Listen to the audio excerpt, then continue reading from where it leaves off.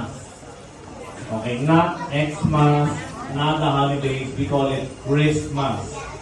Why do we call it Christmas? From the two words Christ and Mass. Alright? I know we don't fail. The reason for this season is this. We are celebrating the birthday of Jesus.